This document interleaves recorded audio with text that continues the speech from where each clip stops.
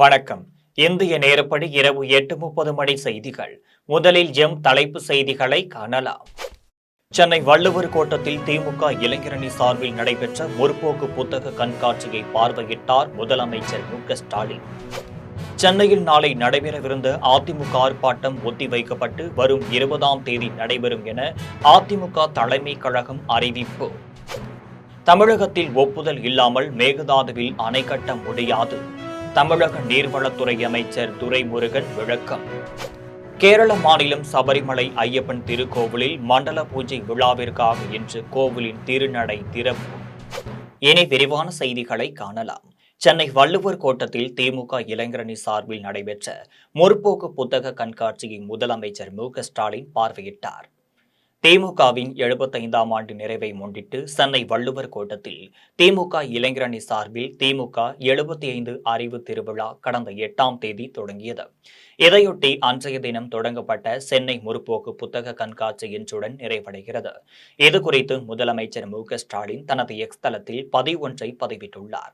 அதில் வள்ளுவர் கோட்டத்தில் 2 மணி நேரத்திற்கு மேல் இருந்து திராவிடம், அம்பேத்கரியம், கம்யூனிசம், பெண்ணியம் என அணிவரிசையில் அமைந்த 50க்கும் மேற்பட்ட அரங்குகளை பார்வையிட்டு அங்கு வந்திருந்த வாசகர்கள், ஆர்வலர்கள், பதிப்பகதாரருடன் உரையாடியது மனநிறைவளிக்கும் அனுபவமாக அமைந்தது என்று முதலமைச்சர் மு.க.ஸ்டாலின் தெரிவித்தார். மேலும் குறிப்பாக கேரி ஆன் பன் ரிவெம்பர் என்னும் பேரறிஞர் அண்ணா நாடாளுமன்றத்தில் ஆற்றிய உரைகளின் தொகுப்பை கண்டதும் நம் அண்ணன் அன்று விடுத்த எச்சரிக்கை இன்றைய ஒன்றிய ஆட்சியாளர்களுக்கும் பொருத்தமாக இருக்கிறது என வியந்தேன். என் பங்கிற்கு 60க்கும் மேற்பட்ட நூல்களை வாங்கிவிட்டேன் என்றும் வாசிப்பை தவறவிடக்கூடாத நிகழ்வாக இதனை நடத்தி காட்டியுள்ள உதயநிதி மற்றும் அவரது திமுக இளைஞர் அணிக்கும் மீண்டும் ஒருமுறை எனது பாராட்டுகள் என்றும் வரும் ஆண்டுகளிலும் தொடரட்டும் அறிவு திருவிழா என்றும் முதலமைச்சர் மு.க.ஸ்டாலின் குறிப்பிட்டுள்ளார். சென்னையில் நாளை நடைபெறவிருந்த அதிமுக ஆர்ப்பாட்டம் ஒத்திவைக்கப்பட்டு வருகின்ற 20ஆம் தேதி நடைபெறும் என அதிமுக தலைமை கழகம் வெளியிட்டுள்ளது. அதிமுக தலைமை கழகம் வெளியிட்டுள்ள அறிவிப்பில் தேர்தல் ஆணையத்தால் நடத்தப்பட்டு வரும் சிறப்பு தீவிர வாக்காளர் திருத்த பணிகளை தடுத்து நிறுத்துவதற்கான நடவடிக்கைகளை திமுக ஒருபுறம் மேற்கொண்டு வருகிறது. மறுபுறம் திமுக அமைச்சர்கள் முதல் நிர்வாகிகள் வரை அனைவரும் சிறப்பு தீவிர வாக்காளர் திருத்த பணிகளில் ஆட்சி அதிகாரத்தை பயன்படுத்தி பல்வேறு முறைகேடுகளில் ஈடுபட்டு வருகின்றனர். இதனை கண்டித்து அதிமுக ஒருங்கிணைந்த சென்னை மாவட்டங்களில் சார்பில் நாளை காலை 10 மணியளவில் எழும்பூர் ருக்மணி லட்சுமிபதி சாலையில் உள்ள ராஜரத்தினம் ஸ்டேடியம் அருகில் மாபெரும் கண்டன ஆர்ப்பாட்டம் நடைபெறும் என்றும் அக்கட்சியின் பொதுச் செயலாளர் எடப்பாடி பழனிசாமி அறிவித்திருந்தார். இந்நிலையில் கனமழை பெய்யக்கூடும் என்று சென்னை வானிலை ஆய்வு மையம் அறிவித்துள்ளதை அடுத்து மேற்கண்ட கண்டன ஆர்ப்பாட்டம் ஒத்திவைக்கப்பட்டு வரும் 20ஆம் தேதி காலை 10 மணியளவில் எழும்பூர் ஆக்மணி லட்சுமிபதி சாலையில் உள்ள ராஜரத்தினம் ஸ்டேடியம் அருகில் ஆர்ப்பாட்டம் நடைபெறும் என்பதை தெரிவித்துள்ளார். கண்டன ஆர்ப்பாட்டத்தில் முன்னாள் அமைச்சர் ஜெயக்குமார் மற்றும் பாலகங்கா, ஆதிராஜராம், விருகை ரவி, தி நகர் சத்யா, அசோக், ராஜேஷ், புரசை பாபு, கந்தன் ஆகியோர் முன்னிலையில் நடைபெறும் என்று தெரிவிக்கப்பட்டுள்ளது. தமிழகத்தின் ஒப்புதல் இல்லாமல் மேகதாதுவில் அணை கட்ட முடியாது என்று தமிழக நீர்வளத்துறை அமைச்சர் துரைமுருகன் விளக்கம் அளித்துள்ளார். மேகதாது அணை கட்டுவதற்கு ஒப்புதல் அளிக்க கோரி கர்நாடக அரசு தொடர்ந்து வழக்கு உச்சநீதிமன்ற தலைமை நீதிபதி அமர்வில் கடந்த 13ஆம் தேதி விசாரணைக்கு வந்தது. அப்போது மேகதாது அணை கட்டுவதற்கு எதிரான தமிழ்நாடு அரசின் கருத்துக்கள் அனைத்தும் காவிரி நீர் மேலாண்மை ஆணையம் மற்றும் மத்திய நீர்வள குழுமத்திடம் தெரிவிக்கலாம் என நீதிமன்றம் உத்தரவிட்டது. இதற்கிடையே மேகதாது அணை கட்டுவதற்கு திட்ட அறிக்கை தயாரிக்க கர்நாடக அரசிற்கு உச்சநீதிமன்றம் அனுமதி அளித்து உத்தரவிட்டதாக தகவல் வெளியாகின. அந்த தகவலில் எந்த உண்மையும் இல்லை எனவும் தமிழ்நாடு அரசின் கருத்துக்களை கேட்காமல் எந்த ஒரு முடிவும் எடுக்கக்கூடாது என்றும் உச்சநீதிமன்றம் உத்தரவிட்டுள்ளது என்றும் தமிழக நீர்வளத்துறை அமைச்சர் துரைமுருகன் விளக்கம் அளித்துள்ளார். இந்த நிலையில் சென்னையில் இன்று அமைச்சர் துரைமுருகன் செய்தியாளர்களை சந்தித்து பேசினார். அப்போது மேகதாது விவகாரத்தில் தமிழகத்தின் உரிமையை திமுக அரசு விட்டுக் கொடுப்பதாக எதிர்க்கட்சிகள் குற்றம் சாட்டியது குறித்து செய்தியாளர்கள் கேள்வி எழுப்பினர். இதற்கு பதிலளித்த துரைமுருகன், எந்த ஒரு அரசாக இருந்தாலும் ஆணையமாக இருந்தாலும் மேகதாதுவில் தமிழகத்தின் ஒப்புதல் இல்லாமல் அணை கட்ட முடியாது என்றும் திட்டவட்டமாக தெரிவித்துள்ளார். கேரள மாநிலம் சபரிமலை ஐயப்பன் திருக்கோவிலில் மண்டல பூஜை விழாவிற்காக இன்று கோவில் நடை திறக்கப்பட்டுள்ளது.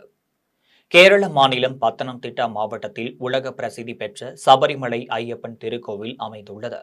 இத்திருக்கோவிலில் ஆண்டுதோறும் மண்டல மகர விளக்கு பூஜைகளில் பல லட்சக்கணக்கான பக்தர்கள் இருமுடி கட்டி வந்து பம்பை ஆற்றில் நீராடி பம்பை கணபதி பகவானை தரிசித்து அங்கிருந்து நீலிமலை அப்பாசி மேடு மலைகள் ஏறி 18ஆம் படி வழியாக சாமி தரிசனம் மேற்கொள்வது வழக்கம். இதேபோல் மாதந்தோறும் 5 நாட்கள் நடை திறக்கப்பட்டு பக்தர்கள் தரிசனம் மேற்கொண்டு வருகின்றனர். இந்நிலையில் இந்த ஆண்டு கார்த்திகை முதல் நாளை முன்னிட்டு ஆலய தந்திரி கண்டரு மகேஸ்வரரு தம்பூதிரி முன்னிலையில் சபரிமலை மேல்சாந்தி அருள் தம்பூதிரி சபரிமலை ஐயப்பன் திருக்கோவிலில் திருநடையை திறந்து வைத்தார். துவக்க நாளான இன்றை சுமார் 40,000த்திற்கு மேற்பட்ட பக்தர்கள் ஐயப்பன் கோவிலில் குவிந்தனர்.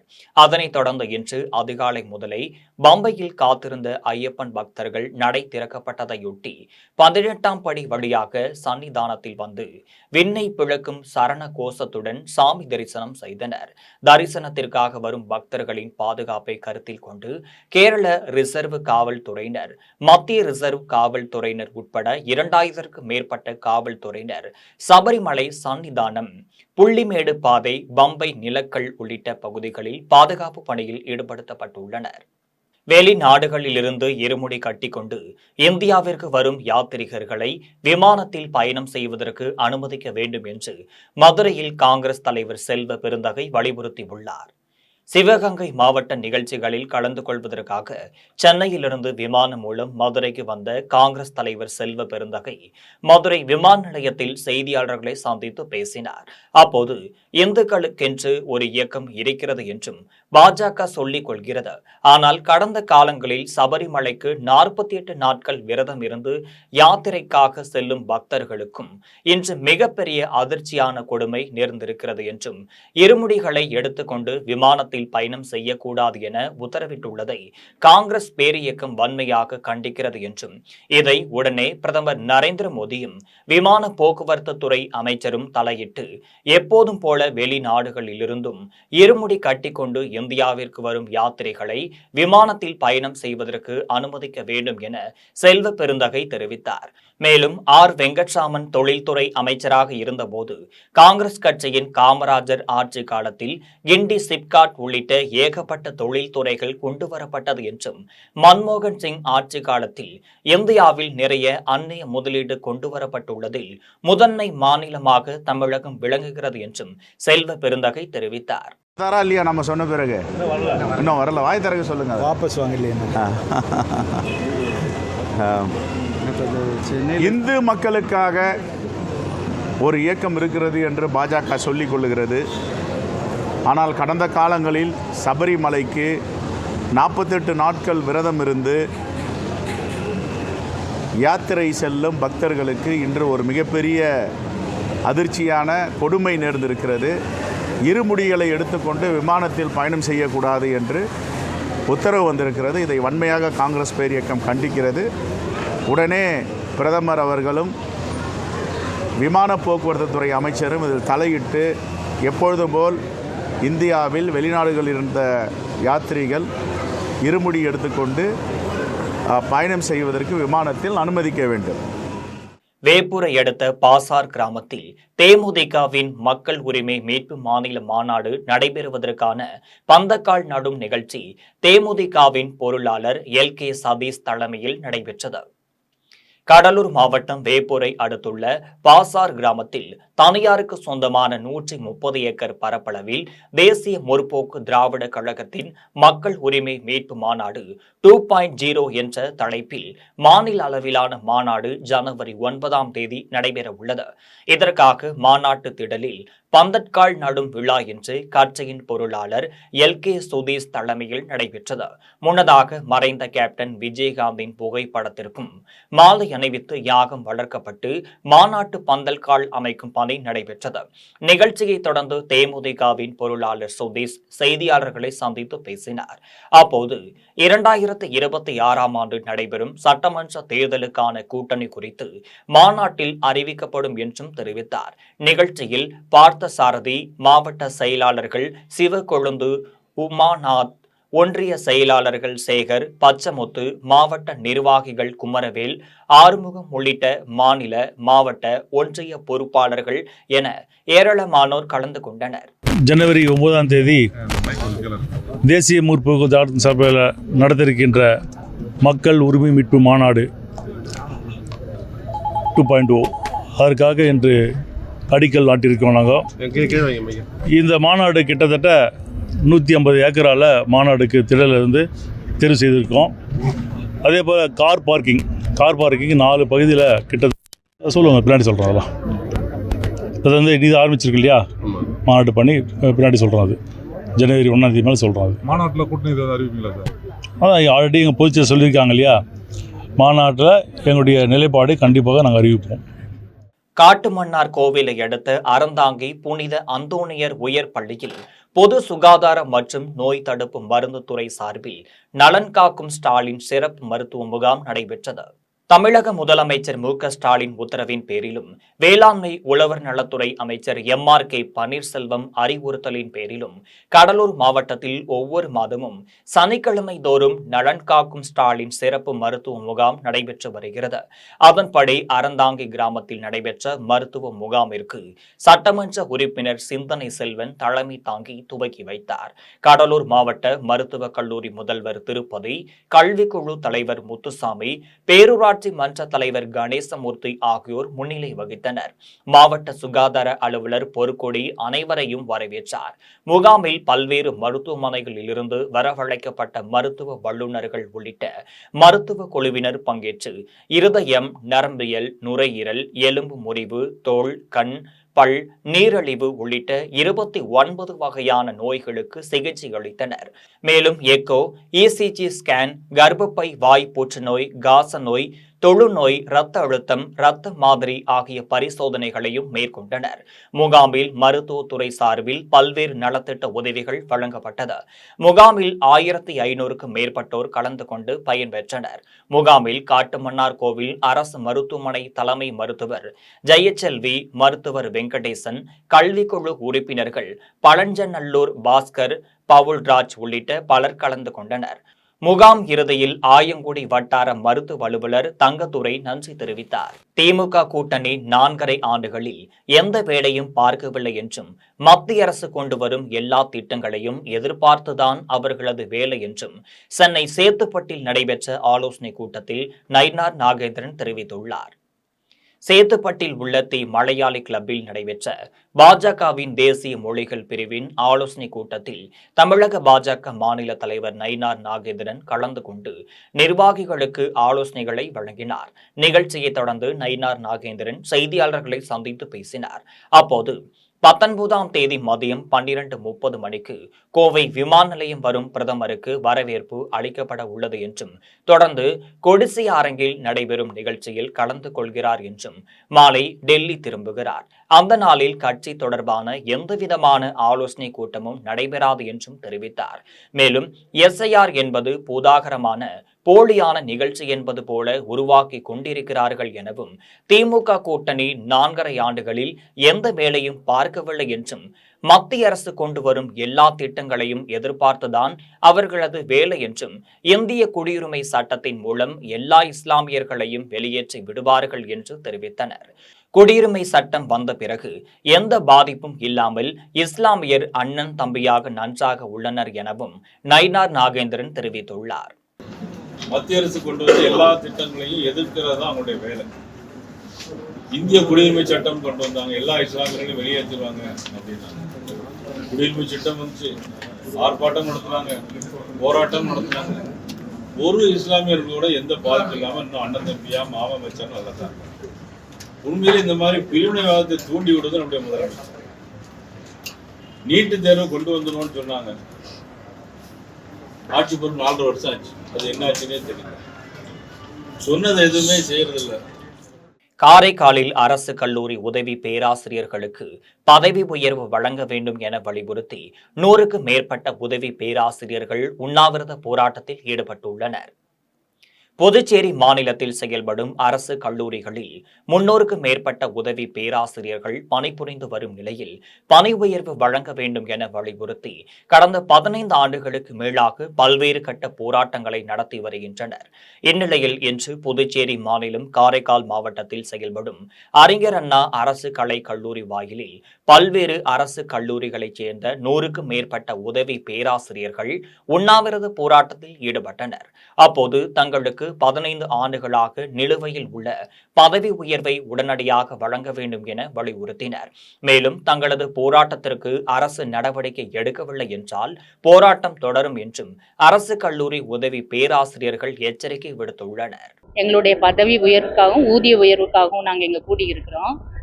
2002 இருந்து யூபிஎஸ்சியால் தேர்ந்தெடுக்கப்பட்ட பேராசிரியர்கள் தான் நாங்கள் அதில் இருந்து உள்ள பேராசிரியர்கள் எல்லாரும் இங்கே அமர்ந்திருக்கிறோம். குறைந்தது 12 ஆண்டு காலத்துக்கு அப்புறம் ஒரு ப்ரொமோஷன் கொடுக்கணும். ஆனால் அது கொடுக்கல. 2017 எடுத்த கோப்புகள் எல்லாமே அப்படியே வச்சுருக்காங்க. இன்றைக்கி ஒரு 7-8 வருஷம் ஆச்சு. எதையும் சரிபார்க்கலை. அதை திருப்பி அனுப்பிக்கிட்டே இருக்கிறாங்க. வருடத்துக்கு 2 முறை சிஏஎஸ் என்று சொல்லக்கூடிய அந்த கோப்புகள் சரிபார்ப்பது என்பது வருடத்துக்கு 2 முறை செய்ய வேண்டும். அது இதுவரை செய்யவில்லை. இதனால் எங்களுடைய நாங்கள் மாணாக்கருக்கு எந்த விதத்திலும் பாதிப்பு அடையாமல் நாங்கள் ஒரு 2022 ஒரு முறை போராட்டம் நடத்தினோம். அதன் சார்பாக ஒரு கிரேடு மட்டும் கொடுத்தாங்க, ஒரு ஊதிய உயர்வு. எஸ்ஐஆருக்கும் தேர்தல் ஆணையம்தான் உறுதியான நிலைப்பாட்டை எடுத்து ஜனநாயக நாட்டில் ஜனநாயக முறைப்படி தேர்தல் நடக்க வேண்டும் என்று மதுரையில் தேமுதிக பொதுச் செயலாளர் பிரேமலதா விஜயகாந்த் தெரிவித்தார். மதுரையில் நடைபெறும் பூத் கமிட்டி கூட்டத்தில் பங்கேற்பதற்காக சென்னையிலிருந்து தேமுதிக பொதுச் செயலாளர் பிரேமலதா விஜயகாந்த் மதுரை விமான நிலையம் வந்தபோது செய்தியாளர்களை சந்தித்து பேசினார். அப்போது இன்று 3ஆம் கட்ட சுற்றுப்பயணம் மதுரையிலிருந்து ஆரம்பித்து ஈரோடு வரை டிசம்பர் 2ஆம் தேதி நிறைவடைகிறது என்றும் பல ஆண்டுகளாக முறைகேடு நடைபெறுகிறது. தேர்தல் ஆணையம்தான் உறுதியாக நிலைப்பாட்டை எடுத்து ஜனநாயக நாட்டில் ஜனநாயக முறைப்படி தேர்தல் நடக்க வேண்டும் என்றும் தூய்மை பணியாளர்களுக்கும் உணவு கொடுப்பதால் மட்டுமே அவர்களது தேவை பூர்த்தியாகாது என்றும் அவர்களது தேவையை பூர்த்தி செய்ய வேண்டும் என்று பிரேமலதா விஜயகாந்த் தெரிவித்தார். தூய்மை பணியாளர்களுக்கு முதல் ஆதரவு கொடுத்ததும் குரல் கொடுத்ததும் தேமுதிக. அதனால் நிச்சயமாக நான் என்ன சொல்கிறேன்னா, வெறும் உணவு கொடுக்கறதுனால மட்டும் அவங்களுடைய தேவைகள் பூர்த்தி ஆகாது. ஏன்னா நான் பர்சனலாக அவங்களோட பேசியிருக்கேன். அதனால் அவங்க ஆர்ப்பாட்டத்தில் எல்லாம் நான் நேரடியாக போய் கலந்து கொண்டிருக்கேன். அவங்களுடைய தேவை என்ன என்பதை அரசு நிச்சயமாக செய்து தரணும் தான் நான் கேட்டேன். அகில இந்திய கூட்டுறவு சங்கத்தின் 72வது வார விழாவை முன்னிட்டு குடியாத்தத்தில் பொது மருத்துவ முகாம் நடைபெற்றது. அகில இந்திய கூட்டுறவு சங்கத்தின் 72வது வார விழாவை முன்னிட்டு வேலூர் மாவட்டம் குடியாத்தம் நகர கூட்டுறவு வங்கியின் அருகே பொது மருத்துவ முகாம் நடைபெற்றது. முகாமில் சிறப்பு அழைப்பாளர்களாக குடியாத்தம் சட்டப்பேரவை உறுப்பினர் அமல விஜயன், நகராட்சி தலைவர் சவுந்தரராஜன் ஆகியோர் கலந்து கொண்டு குத்துவிளக்கு ஏற்றி வைத்து சிறப்புரையாற்றினர். அதனைத் தொடர்ந்து மருத்துவ முகாமை தொடங்கி வைத்தனர். முகாமில் அரசு தலைமை மருத்துவமனையின் பல்நோக்கு மருத்துவ குழுவினர் கலந்து கொண்டு பொதுமக்களுக்கு சிகிச்சை மற்றும் ஆலோசனைகளை வழங்கியதுடன் இலவசமாக மருந்து மாத்திரைகள் வழங்கினர். அதனைத் தொடர்ந்து கூட்டுறவு வங்கியில் சிறப்பாக பணியாற்றிய ஊழியர்களுக்கும் சால்வை அணிவித்து பாராட்டு தெரிவித்தனர். இதில் கூட்டுறவுத்துறை செயலாட்சியர் லட்சுமி சாமி, வங்கி பொது மேலாளர் கோபிநாத், உதவி பொது மேலாளர்கள் அருள், கருணாகரன், வங்கியின் வாடிக்கையாளர்கள் என பொதுமக்கள் பலர் கலந்து கொண்டு பயனடைந்தனர். தலைஞாயிறு அருகே குண்டும் குழியுமாக உள்ள சாலையை சரி செய்து தார் சாலையாக அமைத்திட வேண்டும் என பொதுமக்கள் பேரூராட்சி நிர்வாகத்திற்கு கோரிக்கை விடுத்துள்ளனர். நாகப்பட்டினம் மாவட்டம் தலைஞாயிறு பேரூராட்சிக்குட்பட்ட திருமாலம் வடக்கு, திருமாலம் தெற்கு, சேரன்குளம் உள்ளிட்ட பகுதிகளில் 100க்கும் மேற்பட்ட குடும்பத்தினர் வசித்து வருகின்றனர். இந்நிலையில் இப்பகுதிகளில் குடிநீர் குழாய் பதிக்கும் பணியின் போது சாலையை சரியாக மூடப்படாமல் சென்றுவிட்டனர். இதனால் மண் சாலை போன்று குண்டும் குழியுமாக காணப்படுவதால் வாகன ஓட்டிகள், இருசக்கர வாகனங்களில் செல்வோர் கீழே விழுந்து காயமடைந்து வருகின்றனர் எனவும் மழைக்காலங்களில் பள்ளி, கல்லூரி செல்லும் மாணவர்களும் பெரிதும் பாதிப்புக்குள்ளாகி வருகின்றனர் எனவும் எனவும் இப்பகுதியில் சரியான முறையில் குடிநீர் வருவதில்லை எனவும் வீட்டுக்கு வீடு தனி கழிவறை கட்டி கட்டிடம் தரவில்லை எனவும் பொதுமக்கள் வேதனை தெரிவிக்கின்றனர். மேலும் இது குறித்து பேரூராட்சி நிர்வாகத்திடம் முறையிட்டும் எந்தவித நடவடிக்கையும் எடுக்கப்படவில்லை என பொதுமக்கள் குற்றம் சாட்டுகின்றனர். எல்லாம் டேப்பு ரெடி பண்ணி டேப்பில் போயிட்டு இருக்கு தண்ணி. எங்களுக்கு 8 நாள் தண்ணி இன்னைக்கு 18 நாள் ஆகுது. தண்ணி வந்து எங்களுக்கு 18 நாள் ஆகுது. எல்லா ஏரியாவுக்கும் ஒன்று விட்டு ஒன்று டேப்பில் போயிட்டே இருக்குது. எங்களுக்கு 18 நாளைக்கு 8 நாளைக்கு ஒரு தண்ணி கொடுக்குற தண்ணியே வரல. இன்றைக்கி 18 நாள் ஆகிட்டு. இது என்ன கேட்குறதுக்கு அவங்க சொல்கிறாங்க, பேரூராட்சியில் சொல்கிறாங்க, ஜல்ஜீவன் திட்டத்தில் எல்லாமே ஒப்படைச்சிட்டோம், அவங்க தான் போட்டு கொடுக்கணும், அவங்க சரி பண்ணி கொடுத்தா தான் நான் தண்ணி வரும் அப்படின்னு சொல்கிறாங்க. நான் இப்போ போய் முறையிட்டேன். இன்றைக்கி காலையில் போனேன். அதே போல் இந்த லெட்டின் வசதி பாருங்கள், அந்த குடிசை மாட்டு வாரியத்தில் இப்போ 24 வீடு கட்டி கொடுத்தாங்க. எங்கள் 3 தெருவுக்கும் சுத்தமாகவே லெட்டின் கட்டி கொடுக்குற ஒன்றுமே கட்டி கொடுக்காம போட்டான். ஒரே ஒரு விஷயம் கூட செய்யலை அவங்க. சுத்தமாக இந்த பொம்பளை பிள்ளையெல்லாம் நிற்கிது. நாங்களே போகிறோம், நான் பொம்பளை பிள்ளையும் போதும், ரோட்லேயும் அங்கேயும் எங்கேயும் அசிங்கம் பண்ணுறது ரொம்ப கவனக்குறைவாகவே இருக்குது. எங்களுக்கு கேவலமாகவே இருக்குது. தமிழக துணை முதலமைச்சர் உதயநிதி ஸ்டாலின் பிறந்த நாளையொட்டி காஞ்சிபுரம் மாவட்டம் தாமல் கிராமத்தில் இலவச கண் அறுவை சிகிச்சை முகாம் நடைபெற்றது.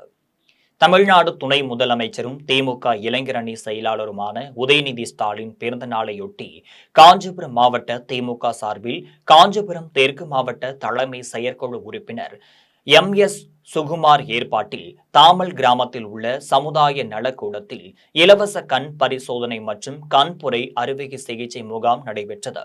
முகாமில் கண் மருத்துவ குழுவினர் பங்கேற்று 300க்கும் மேற்பட்டோருக்கு கண் பரிசோதனை செய்தனர். கண்புரை அறுவை சிகிச்சைக்கு தேர்வு செய்யப்பட்ட 50க்கும் மேற்பட்டோர் சென்னை அரவிந்தன் கண் மருத்துவமனைக்கு அனுப்பி வைத்தனர்.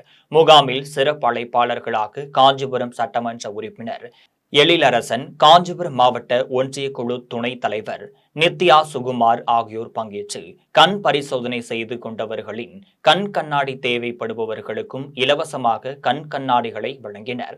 முகாமை தொடர்ந்து நடைபெற்ற நிகழ்ச்சியில் திமுக தலைமை செயற்குழு உறுப்பினரும் சட்டமன்ற உறுப்பினருமான சுகுமார் முன்னிலையில் பல்வேறு கட்சிகளிலிருந்து விலகிய ஏராளமானோர் தங்களை திமுகவில் இணைத்துக் கொண்டனர். இதனைத் தொடர்ந்து விளையாட்டு வீரர்களுக்கும் வாலிபால் உள்ளிட்ட விளையாட்டு உபகரணங்கள் வழங்கப்பட்டது. முகாமில் காஞ்சிபுரம் மாநகர செயலாளர் தமிழ்ச்செல்வன், முன்னாள் நகரமன்ற தலைவர் சன் பிராண்ட் ஆறுமுகம், மாவட்ட இளைஞரணி அமைப்பாளர் யுவராஜ், காஞ்சிபுரம் 5வது வார்டு மாமன்ற உறுப்பினர் இலக்கியா சுகுமார், காஞ்சிபுரம் கிழக்கு பகுதி கழக செயலாளர் திலகர், தாமல் ஊராட்சி மன்ற தலைவர் சண்முகம், துணைத் தலைவர் செல்வம் உட்பட ஒன்றிய நகர பேரூர் கழக நிர்வாகிகள், வார்டு உறுப்பினர்கள் என ஏராளமானோர் கலந்து கொண்டனர். நிகழ்ச்சி தொடர்பாக சட்டமன்ற உறுப்பினர் சுகுமார் செய்தியாளர்களிடம் தெரிவிக்கையில், பொதுமக்கள் பயன்பெறும் வகையில் காலை இந்த கண் சிகிச்சை முகாம் துவங்கப்பட்டது. இந்த நிகழ்ச்சியில் கலந்து கொள்ளும் பொதுமக்கள் பயன்பெறும் வகையில் அனைவருக்கும் கண்ணாடி இலவசமாகவும் அவர்களுக்கு கண் சிகிச்சையும் மற்றும் அறுவை சிகிச்சையும் இலவசமாக ஏற்பாடு செய்திருக்கப்பட்டது. இந்த நிகழ்ச்சியில் மாவட்ட கழக செயலாளரின் அறிவுறுத்தலின் பேரில் எங்கள் காஞ்சிபுரம் சட்டமன்ற உறுப்பினர் அண்ணன் திரு எழிலரசன் மற்றும் மாநகர கழக செயலாளர் அண்ணன் தமிழ்ச்செல்வன் மற்றும் பகுதி கழக செயலாளர்கள், ஒன்றிய நிர்வாகிகள், அணிகளின் அமைப்பாளர்கள் அனைவரும் கலந்து கொண்டு சிறப்பித்ததோடு இனிவரும் காலங்களில் இதுபோன்று மக்கள் பயன்பெறும் நல்ல நிகழ்ச்சிகள் வருகின்ற காலங்களில் சிறப்பாக ஏற்பாடு செய்வோம் என்று தெரிவித்துக் கொண்டு வாய்ப்புக்கு நன்றி கூறி விடைபெறுகிறேன். நன்றி, வணக்கம். பெங்களூரில் இருந்து சபரிமலைக்கு சென்ற ஐயப்பன் பக்தர்கள் சொகுசு பேருந்து நியூ திருப்பூர் அருகே முன்னால் சென்ற லாரியில் மோதிய விபத்தில் 10க்கும் மேற்பட்ட பக்தர்கள் காயமடைந்து மருத்துவமனையில் அனுமதிக்கப்பட்டுள்ளனர். கர்நாடக மாநிலம் பெங்களூருவில் இருந்து சபரிமலை கோவிலுக்கு செல்வதற்காக 60க்கும் மேற்பட்ட பக்தர்கள் கொண்ட குழுவினர் சொகுசு பேருந்தில் பயணம் செய்தனர். பெருமாநல்லூர் அடுத்த நியூ திருப்பூர் பகுதியில் அதிகாலையில் பேருந்து சென்றபோது மக்காச்சோளம் ஏற்றிக்கொண்டு கோவைக்கு சென்ற லாரியின் பின்பகுதியில் எதிர்பாராத விதமாக சபரிமலை ஐயப்பன் பக்தர்கள் பயணித்த பேருந்து மோதி விபத்துக்குள்ளானது. விபத்தில் பேருந்து ஓட்டுநர் உட்பட 10க்கும் மேற்பட்ட ஐயப்ப பக்தர்கள் காயமடைந்தனர். இதனை அறிந்த அருகில் இருந்தவர்கள் விபத்தில் சிக்கியவர்களை மீட்டு அருகில் உள்ள தனியார் மருத்துவமனையில் சிகிச்சைக்காக அனுமதித்தனர். இது குறித்து தகவல் அறிந்து சம்பவ இடத்திற்கு விரைந்து வந்த பெருமாநல்லூர் காவல்துறையினர் வழக்கு பதிவு செய்து விசாரணை மேற்கொண்டனர். மேலும் ஜேசிபி வாகனத்தின் மூலம் விபத்தில் சிக்கிய வாகனங்களை அகற்றும் பணியில் ஈடுபட்டனர். சென்னை சிவானந்தா சாலையில் வாக்காளர் திருத்தத்தை எதிர்த்து தமிழக வெற்றிக் கழகத்தினர் கண்டன ஆர்ப்பாட்டத்தில் ஈடுபட்டனர். வாக்காளர் தீவிர திருத்தத்தை எதிர்த்தும் தமிழக வெற்றிக் கழகம் சார்பில் மாநிலம் தழுவிய போராட்டம் என்று நடைபெற்றது. அதன்படி சென்னை சிவானந்தா சாலையில் நடைபெற்ற ஆர்ப்பாட்டத்தில் தமிழக வெற்றிக் கழகத்தின் தேர்தல் பிரச்சார மேலாண்மை பொதுச் செயலாளர் ஆதவ் அர்ஜுனா, பொதுச் செயலாளர் புசி ஆனந்த் உள்ளிட்டோர் பங்கேற்றனர். ஆர்ப்பாட்டத்தில் ஆதவ் அர்ஜுனா பேசும்போது, மறைந்த முதலமைச்சர் ஜெயலலிதா பெண் என்ற காரணத்திற்காக முதலமைச்சர் ஆகுவதற்கு முன்பு ஜெயலலிதாவை பற்றி மிக அசிங்கமாக பேசிய கட்சிதான் திமுக என்றும், அதனால் திமுக நம் மீது கூறுகின்ற அவதூறுகளுக்கு பதில் கூறுவதற்கு நமக்கு நேரமில்லை என்றும் தலைவர் விஜய் சொன்ன கருத்துப்படி நாம் நதி மாதிரி ஓடிக்கொண்டே இருக்க வேண்டும். அதில் அசிங்கமும் வரும், நல்லதும் வரும். அதில் நாம் நல்லதை மட்டும் எடுத்துக்கொண்டு செல்வோம் என்று கூறினார். வருகின்ற 2026 சட்டமன்ற தேர்தலில் தலைவர் விஜயை முதலமைச்சராக்க வேண்டும் என்பதுதான் நம்முடைய குறிக்கோள் என்றும், நாம் அதனை நோக்கி செல்ல வேண்டும் என்றும் தேர்தல் பிரச்சார மேலாண்மை பொதுச் செயலாளர் ஆதவ் அர்ஜுனா தெரிவித்துள்ளார். அவரை தொடர்ந்து தமிழக வெற்றிக் கழகத்தின் பொதுச் செயலாளர் புசி ஆனந்த் பேசும்போது, தமிழக வெற்றிக் கழகம் உள்ளிட்ட அனைத்து கட்சிகளின் கருத்துக்களையும் கேட்டு பிழையற்ற வாக்காளர் பட்டியலில் வெளியானதை தேர்தல் ஆணையம் உறுதி செய்ய வேண்டும் என்று தெரிவித்தார். பிரபல திரைப்பட இயக்குனர் வி. சேகர் காலமானதை தொடர்ந்து உடலானது சொந்த ஊரான நெய்வநத்தம் கிராமத்தில் பொதுமக்கள் அஞ்சலிக்காக வைக்கப்பட்ட பின்பு நல்லடக்கம் செய்யப்பட்டது. திருவண்ணாமலை மாவட்டம் வேட்டாளம் அடுத்த நெய்வநத்தம் கிராமத்தில் பிறந்த திரைப்பட இயக்குனர் வி. சேகர் நீங்களும் ஹீரோதான் படத்தின் மூலம் 1990 இயக்குனராக அறிமுகமாகினார். பொண்டாட்டி சொன்னா கேட்கணும், விரலுக்கேத்த வீக்கம், வரவு எட்டனா, செலவு பத்தனா உள்ளிட்ட குடும்ப படங்கள் மூலம் தமிழ் சினிமா ரசிகர்கள் மத்தியில் நீங்காத இடம் பிடித்தார். முதலாக வடிவேலுவையும் விவேக்கையும் ஒரே படத்தில் நடிக்க வைத்த பெருமைக்குரியவர் வி. சேகர். இவர் உடல்நலம் பாதிக்கப்பட்டு கடந்த 10 நாட்களுக்கு மேலாக மருத்துவமனையில் சிகிச்சை பெற்று வந்த நிலையில் சிகிச்சை பலனின்றி உயிரிழந்தார். இவரது மறைவிற்கு திரையுலகினரும் ரசிகர்களும் இரங்கல் தெரிவித்து வருகின்றனர். மறைந்த வி. சேகரின் உடல் அவருடைய சொந்த ஊரான திருவண்ணாமலை மாவட்டம் வேட்டவளம் அடுத்துள்ள நெய்வாநத்தம் கிராமத்திற்கு கொண்டு வரப்பட்டு பொதுமக்கள் அஞ்சலிக்காக வைக்கப்பட்டது. அவரின் உடலுக்கு ஏராளமான பொதுமக்கள் அஞ்சலி செலுத்திய நிலையில் சொந்த நிலத்தில் உடல் நல்லடக்கம் செய்யப்பட்டது. எஸ்ஐஆருக்கு எதிர்ப்பு தெரிவித்து ராமுதேவன்பட்டி கிராமத்தில் வீடுகள் தோறும் கருப்பு கொடி கட்டி பொதுமக்கள் கண்டன ஆர்ப்பாட்டத்தில் ஈடுபட்டனர். மத்திய அரசால் கொண்டுவரப்பட்டுள்ள தீவிர வாக்காளர் திருத்தத்திற்கு எதிர்ப்பு தெரிவித்து விருதுநகர் மாவட்டம் சாத்தூரை அடுத்த ராமுதேவன்பட்டி கிராமத்தில் வீடுகள் தோறும் பொதுமக்கள் கருப்பு கொடி கட்டியுள்ளனர். மேலும் எஸ்ஐஆருக்கு எதிர்ப்பு தெரிவித்து ஊர்வலமாக வந்த கிராம மக்கள் முன்னாள் மாவட்ட கவுன்சிலர் நல்லத்தம்பி தலைமையில் கண்டன ஆர்ப்பாட்டத்தில் ஈடுபட்டனர்.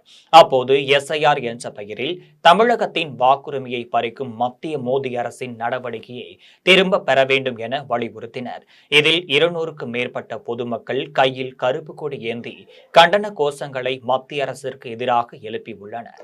வாக்காளர் பட்டியல் சிறப்பு தீவிர திருத்த குளறுபடிகளை எதிர்த்து ராமநாதபுரத்தில் தமிழக வெற்றிக் கழகத்தினர் கண்டன ஆர்ப்பாட்டத்தில் ஈடுபட்டனர்.